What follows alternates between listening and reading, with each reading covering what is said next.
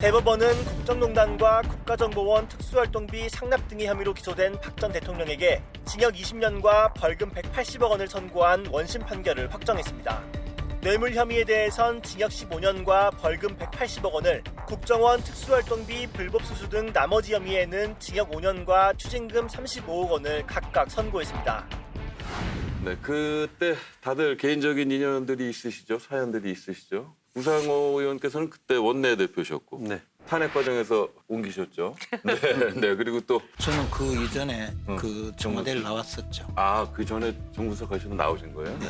일단 이번 판결 보고 소감이 어떠셨는지? 모든 역사적인 어떤 사건들이 일단락 되는구나. 그런 느낌을 받았고, 박근혜 대통령의 재판에서 문제가 되었던 사건 중에서 국정원 특수활동비 사건은 저도 그 관여가 된 사건이에요. 다만 저는 이제 마지막에 그 지나간 과정에서 제 이름이 한번 오르내렸던 것이 전부 다인데, 그렇더라도 이제 그 사건의 사건 기록은 제가 다 봤거든요. 그래서 보면서 제가 느낀 것은 검찰에서 기소한 내용의 대부분이 사실은 무죄가 났어요. 그 중에서 박 대통령 말이에요.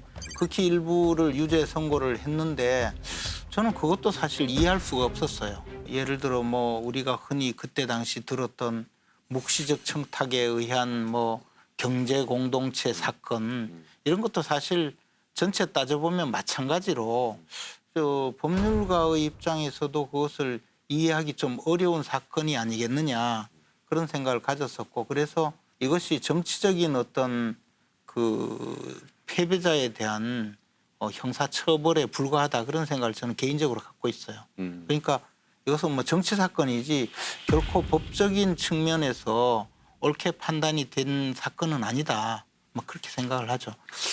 근데 저는 갑자기 이제 대법원에서 확정 판결된 사안까지 그렇게 처벌할 문제가 아니다, 이렇게 말씀하시는 것은 좀 과도하다고 생각합니다. 물론 대통령을 모셨던 분 입장에서는 또 법률가 입장에서 여러 가지 양론이 있을 수 있지만 대한민국의 대법원이 확정한 그 판결에 대해서 부정하던 듯이 말씀하시는 것보단 여기서 우리가 얻을 역사적 교훈이 뭔가를 가지고 반추해 보는 게 이 판결을 놓은 우리의 어떤 자세가 아닐까, 그런 생각을 합니다.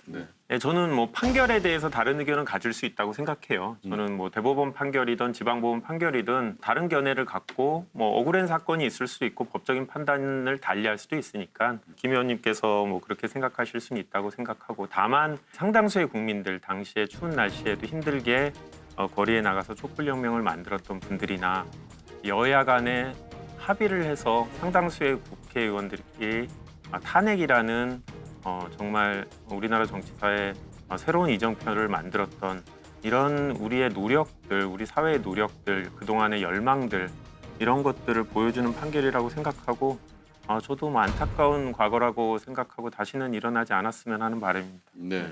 참 가슴 아픈 일이죠. 어떻게 보면 지금 전직 대통령 두 분이 다 영어의 몸이 되어 계시고, 저는 이런 역사가 자꾸 반복되는 건 이유가 있다고 봅니다. 네. 대통령의 제왕적 권한을 어떻게든 통제할 수 있는, 민주적으로 통제할 수 있는 제도적 장치를 우리가 빨리 만드는 것이 더 중요하다. 저는 그런 걸 특히 이번에 판결을 보면서 많이 느꼈습니다. 네.